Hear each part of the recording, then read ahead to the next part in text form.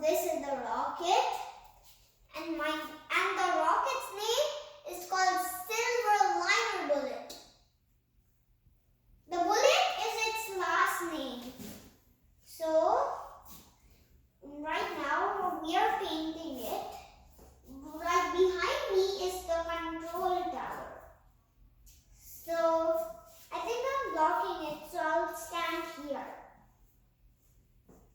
And every rocket from NASA has a NASA sign. So this rocket will blast off into space and go to Reveal's flyby near Venus. It's a Reveal flyby. So we're not going to land on Venus because it rains acid.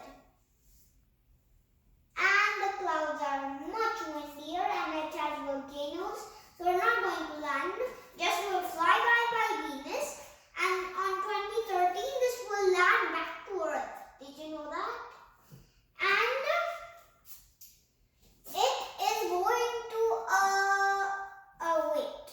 This is going to, let me think what it's going to do. So, during the flyby Venus, it's going to send images of Venus to us, and on the news we would see it, won't we?